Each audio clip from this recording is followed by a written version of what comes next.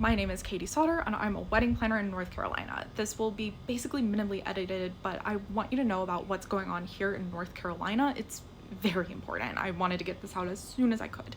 I want to go into it to tell the story of so many people in the path of Hurricane Helene, to be upset by some of the comments I'm seeing from couples whose wedding venues were destroyed, and to tell you about what you can do to help.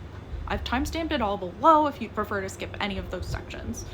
On Wednesday, September 25th, rain from Hurricane Helene reached western North Carolina, but the worst was yet to come. By Friday, September 27th, the full force of Hurricane Helene hit western North Carolina and Tennessee.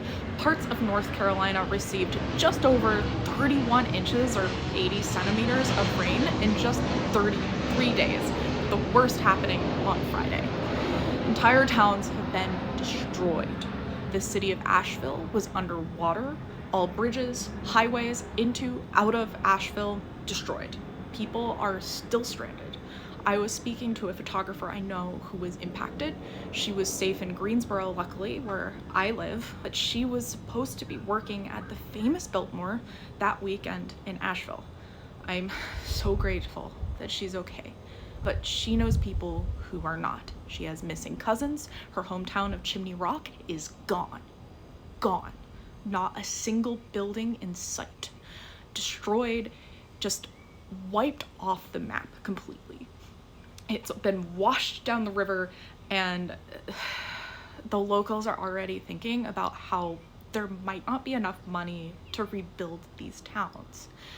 The couple who my photographer friend was supposed to be staying with that weekend was stranded on the 3rd floor of her apartment building in downtown Asheville. Her home was on the 1st floor. It's gone. In order for them to have a conversation between the photographer and the bride had to wade through water to get enough cell service to call the photographer. My photographer friend had a second shooter who had to stay several nights stranded at the top of the Biltmore. The Biltmore Village, famous for its bustling small shops and historic beauty, was fully underwater. That photographer, luckily, is safe. He's back home with his family. But the reality is, not everyone was spared. At the time of recording, 138 people have died. Over 100 are still missing. My friend's grandma saw bodies floating down the river. I can't imagine. And so much heartbreak. So it makes me really upset when I saw this post from a bride. She wrote, "Are venues and vendors really not refunding people for weddings that can no longer go on? How do they justify that morally and ethically? I'm sure they have their own insurance on the building, etc. It feels like robbery not to refund people." I have my own thoughts. I'm gonna read some of the comments first to kind of explain into reasons why that this is so upsetting. One person wrote, a caterer, "Depends on what they have already done for the wedding and how close it is. Caterers cannot return the food they've already prepared. I think that's really the only ones who have a pass. I personally think rescheduling or paying back half would be morally right thing to do." I agree and disagree, because as a planner, I feel that, and feel free to disagree with me on this part, but I work hours and hours and hours before the event, and I'm totally fine with rescheduling. That's a non-issue for me. A postponement, a-okay.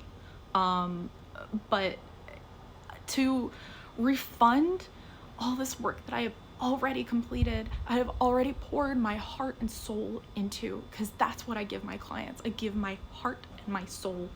And it's hard to imagine being like, yep, I'm just gonna give you all that money back, all that hard work that I did. It's like, you can't take away the time that I have already spent. Time is money, and I love doing what I do for my clients, but I would have to have a very compassionate talk with them to say, hey, this circumstance sucks, and I'm sorry, let's find a way around it.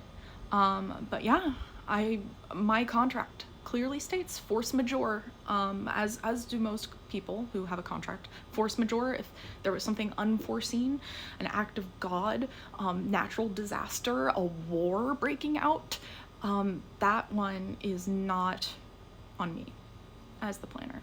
And I feel that is fair, also because I've probably already spent the money on my overhead, my employees, the just keeping up like the website and all the little things, or just paying my rent, because I'm a person too and I love this business. So it hurts to read that. Another person wrote, a vendor wrote, do a quick Google search on force majeure should answer your question. The original poster wrote, regardless of legality, we should have some humanity here. And then the vendor commented, humanity? Really? You do realize the grim and tragic reality that vendors are facing at this time, right? She wrote, vendors can file for unemployment, file insurance claims, couples putting on weddings are individuals spending thousands and thousands of dollars on something likely their largest purchase outside of a house. Where is your compassion? And I feel like she has a fair point. And I do feel bad for her that she's been displaced. I think that is totally valid to feel upset. But it's outside of everyone's control.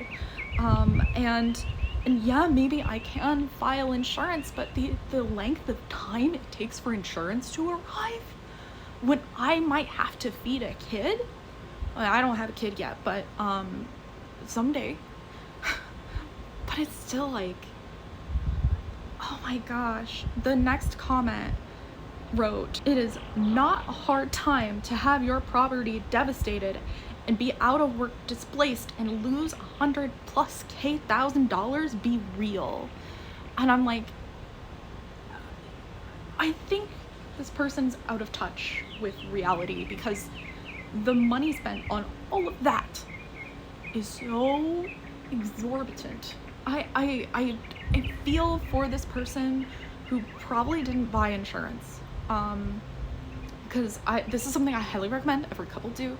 I will link it down below. If you are planning your wedding, down below I will link my favorite insurance. I recommend getting cancellation insurance just in case this happens. Because when you think Western North Carolina, the last thing you're thinking is hurricane damage. Am I right? I didn't think natural disasters happened out this way, except maybe the occasional fire.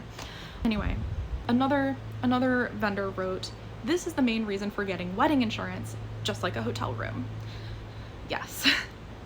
Because it's like, if you had canceled for any reason insurance and this happened to your wedding, you'd be protected.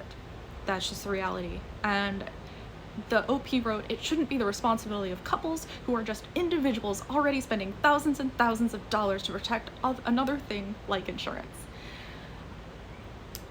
Insurance is maybe, I mean, it's usually dollars per guest. It's like a maximum of like $200. It really, of course, depends on how many guests you have. If you have a 400 guest wedding, it's going to be more expensive.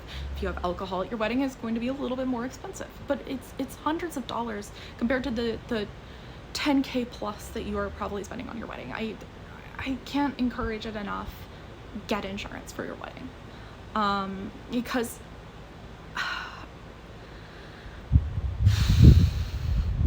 it's rough. It's just so rough right now. And then another commenter wrote, why should the venue take on all the risk and all the loss? A liability and cancellation policy is usually only a couple $100. Yes, that's absolutely true. Another vendor wrote, most contracts have an act of God clause, which is the hurricane was most definitely an act of God, meaning this is something that the venue vendor could not foresee happening, could not plan for, and had zero control over. That's why event insurance exists.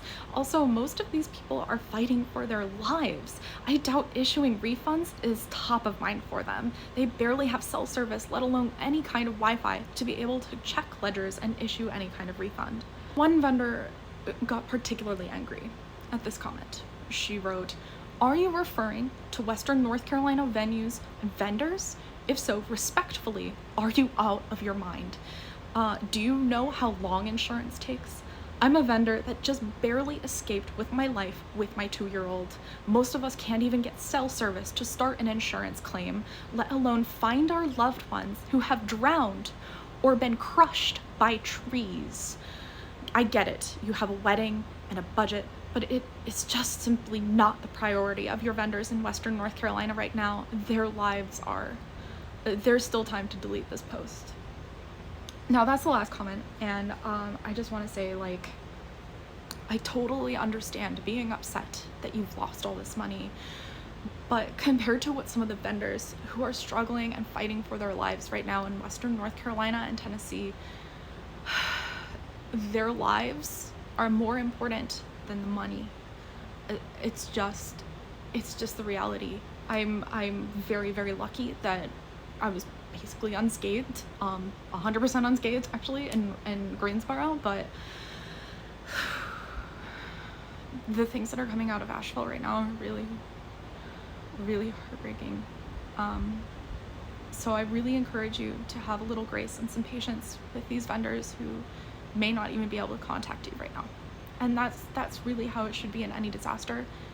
Humanity is not, I've just got lost out of $10,000+ for a wedding that I was supposed to have in downtown Nashville. It's are you okay? Do you need toilet paper? Do you need pads, food, water? Do you have shelter? I think that obviously losing out on your wedding is horrible. That's why I'm offering my services free of charge for any displaced couples. I've made it very open and honest about that on my socials and in Facebook groups. And I know that there are a lot of wonderful, compassionate people who are doing that as well. We are all trying to do our best in this situation, and attacking... Okay, I'm back. But I think attacking vendors is just, it's not the right thing to do right now. And I understand the pain of losing a wedding. That would be awful. But at the same time, losing a life is so much worse. So I want to mention now, like, what can you do to help support the people of Western North Carolina and Tennessee? I have linked some things down in below, some links, some good GoFundMes for helicopters and people who are actively trying to help the people of Western North Carolina and Tennessee get out of this situation.